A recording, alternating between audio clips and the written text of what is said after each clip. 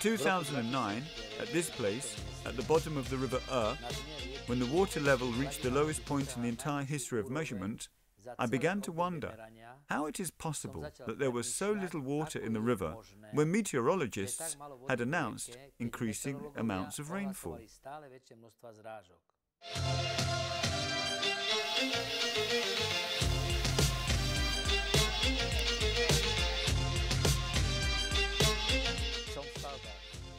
I am a builder. In my 40-year-long practice, I have specialized in groundworks.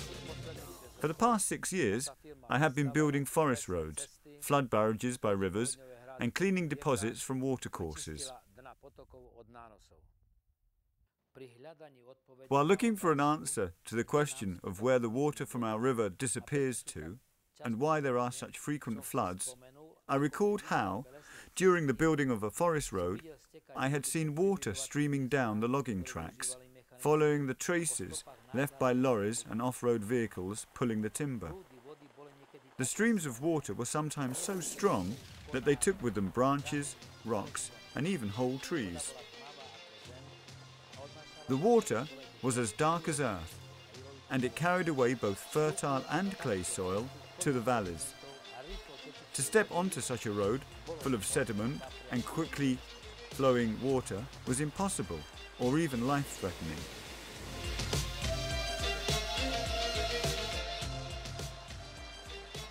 However, I never saw the water stream down the slopes through the grass or down a glade where there were no ruts after the logging. In such places, a man can walk without problems, even in heavy rains. That means that here, the water didn't take away a single leaf or the smallest branch from these places down to the lowlands. So, the water runs down the roads created by man. The longer the route, the more water can flow down.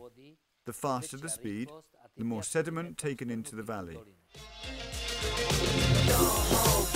Cause you woke up in the morning with initiative to move, so I make it harder. At the foot of the mountains, the road joins, and the huge amounts of water pour into streams with such smaller basins, and therefore flood the towns and villages. When the water drains away, an enormous amount of rock and gravel is left behind. Towns and villages are full of mud and branches. It is a catastrophe. It is often the case that wooden waste from the logging tracks is swept into the streams by floodwater. It gets stuck at narrow places and creates the so-called beaver dams. Such dams block the water's flow and form lakes, which fill with more clay and rock. Several such beaver dams can appear in one valley at once. After filling up, they break in a domino effect, causing an instant flood. The weight of the water is multiplied by presence of rocks and clay in the running water. A wave from such a flood can be up to 5 meters high, and its power uproots trees, carries away bridges, and drives ahead of it all which it has taken from the forest. Even 2 days after the rain, you can still see clear water flowing down a forest road. At some locations, such clean water can run down the roads even 2 weeks or more after the rain. Where has it come from? It is rainwater which has got into the forest earth, where, under the surface, it nurtures plants, fills the forest stream sources and the groundwater as well. Here, by building a forest road, man has cut through its long-standing operating channels and led it again up to the compressed surface of the forest road. The master of creation slits the veins of the earth where he lives, and, more importantly, from which he himself, as well as all the planet's creatures, live. On this picture, we can see how the rainwater soaks to the roots of trees and plants and to the groundwater. But this forest road leads the water back onto the surface, and the water flows from the forest. During long-lasting rains, it is also the subsurface water which leaks out of the soaked forest earth onto the forest road, and thus also contributes to the floods. From my experience, I can say that the floods start here, in the mountains, on the forest roads. This is an easy path for rainwater to follow down into the valley. Instead of soaking into the soil and filling the springs, it runs down. After realizing this, I began to follow the hydrological cycle more attentively. I tried to get as much information on the causes of floods and global warming. It was all the same: greenhouse gases and felling. Nowhere have I found anybody who would disagree. In my opinion, one of the main reasons of floods are compressed surfaces on slopes, mainly the forest roads, and the logging tracks left behind, even after the road stops being used. Because of this, I decided to monitor the storm rainfalls and floods in Slovakia. In 2010, I monitored the floods after a storm. The village of Penusta was flooded first. Then followed Lubica, Kežmarok, Handlova and Prievidza. Then many others. I found out that in all these locations, the floods started in the mountains on eroded forest roads. We can see this because we see the deposits of mud, rocks, branches and even whole trees which have stopped on houses and bridges resisting the water pressure. For there were also bridges which collapsed under the pressure. There are at least 200 heavy vehicles working daily in the Slovak mountains. If one of them compresses daily a minimum of 1 kilometer of earth, then it is 200 kilometers of newly compressed earth per day, which leads the water down the valleys. Taken on a monthly basis, this figure is astronomical: 4,000 kilometers. I dare not estimate the amount of earth compressed daily in European forests. Since 2009, when I started to take an interest in the issue of floods and global warming, along the 20-kilometer route between the municipalities of Chonkovce and Ubla, at least one spring dries out every year. In 2011, it was the stream above Chonkovce which dried out. In 2010, I found several other dried out streams in Slovakia, despite the fact that meteorologists recorded this year as being one with the highest amount of rainfall in recent time. An obvious reason for streams drying out is the compressed earth in the mountains and the logging roads. See for yourselves. In October, I documented the old and the new forest roads and the compressed surfaces within the catchment areas of this stream. These blue lines, that was a stream only last year. This year, it remained empty due to these compressed areas marked in yellow, which had prevented the rainwater soaking into the ground to nurture the forest and fill the springs and underground waters. The sun will dry this area even more, and the land will overheat, and together with it, the Earth's atmosphere as well. Within 100 hectares, there are 19 kilometers of compressed roads, which is more than 7% of the overall area. So, the healthy part of the forest has no chance to survive, because the forest roads and the compressed area drain it completely. Then, the forest will gradually start to dry out. There is a similar problem in river catchment basins. The blue curve in this graph shows the measured levels of the river dropping from the years 1956 to 2011 in millimeters. The red curve stands for increases of compressed surfaces of forest roads on slopes. The curve has a rising tendency. We could definitely say that the volume of compressed earth in our forests is growing with enormous speed, and that the main reason is that unused roads are not destroyed and dug up, so returning them to nature. If we don't stop this as soon as possible, there is a threat of drainage, of drying out, and of consequently the overheating of the land in which we live. The solution is simple. we need to start eliminating the compressed surfaces in our forests as soon as possible.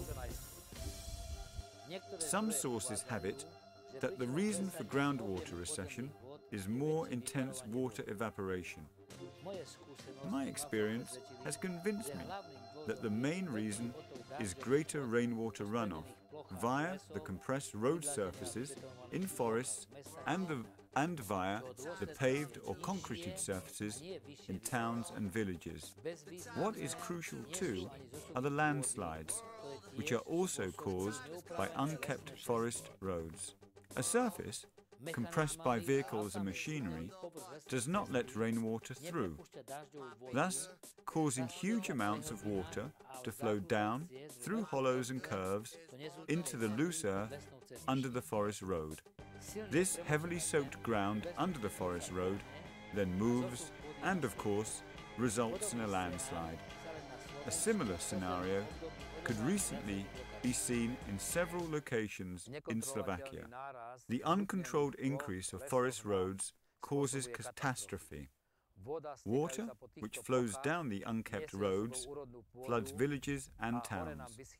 It takes away fertile soil from the forests, it dries them out, and it causes massive landslides. I offer a solution. In my effort to put an end to the drying out of the forest, I decided to transform all my experience into particular flood protection projects. The first of them is the municipality Chahanovce. Chahanovce used to be flooded from the surrounding hills after logging operations. The water used to run down the old forest roads into the valleys, so flooding houses. We destroyed these old roads, stopping the water from flowing on them. The result was instant. Rainwater stayed in these dug areas. Partially it evaporated, but the rest soaked into the ground. At some places, the water remained in small ruts for a longer time and served as a water source for animals. In most cases, however, the water just soaked into the earth. That means that it created channels for subsurface runoff and gradually got to the springs and into the groundwater. Down in the valley, we built 3 water-retaining earthen dams which created lakes. They serve as control reservoirs. Today, when it rains, the water level rises only by several centimeters. Since these modifications were finished, water does not flood the municipality any longer. The destroyed roads retain all the rainwater and don't drain the surrounding forest, because the water flows into the lakes slowly and, at the same time, it also fills the groundwater. 7 months after completing the works, the destroyed roads were overgrown by plants and gradually melted into the surrounding countryside. The only visible trace left after flood protection measures are the lakes, which of course attract people, birds and animals. The ability of the Chahanovce forests to retain water effectively after these modifications was subject to measurements by the Slovak Academy of Sciences. The aim was to measure precisely and compare how much water can be drained out of the forest by the compressed rows and, vice versa, how much of it can be retained by reconditioning forest roads. An experiment was performed on a compressed, eroded road which used to be a logging road. The scientists simulated rains with an intensity of 100 millimeters per meter squared. Whereas the compressed road absorbed almost no water, the road that was dug up was capable of retaining 100% of the water. My finger is on the button. In the municipality Repejov, we built a complex of water-retaining, eye-pleasing constructions. There are 6 lakes in total. Another 4 form a cascade which serve to control the water levels. When vegetation grows up around the lakes, we will be witnesses of a landscape creation which can serve rest and recreation. However, such measurements must go hand in hand with modification to the forest roads. After mapping the roads in the hills above the lakes, we then destroyed compressed areas and forest logging roads which were no longer used.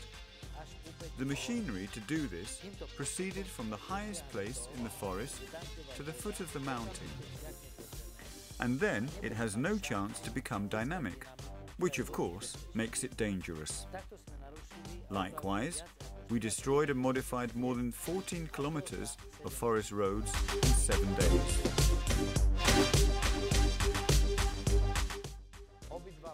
Both of the flood protection projects which I have presented to you are immediately effective, and the costs for their realization are incomparable with building of expensive dams.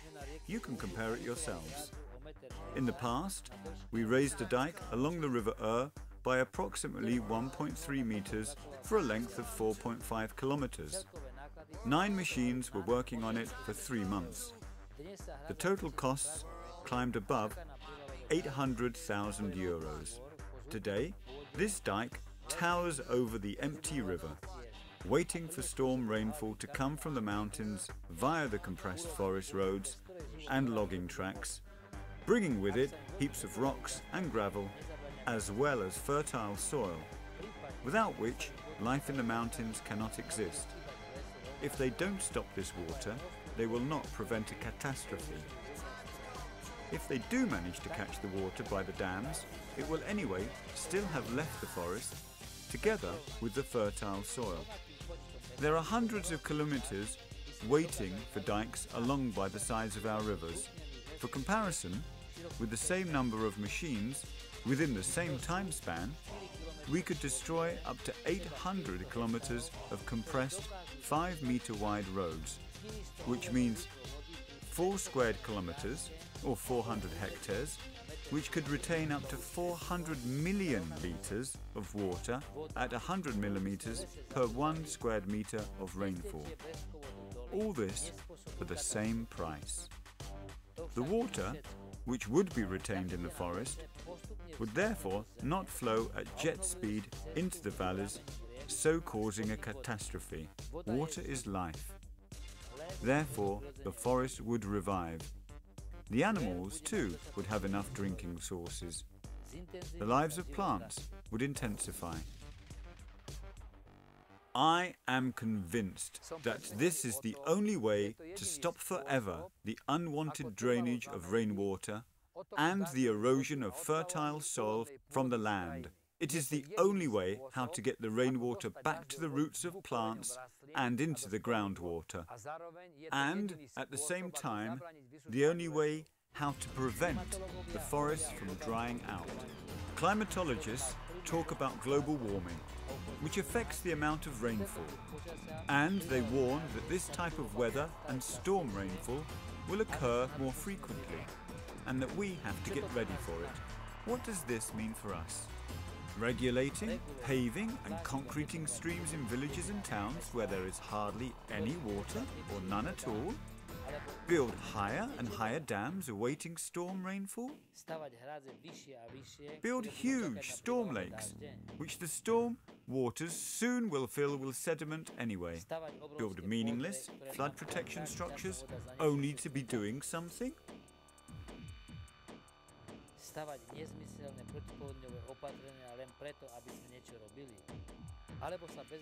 Or do we helplessly look up at the greenhouse gases, for it is them which are responsible for climate changes?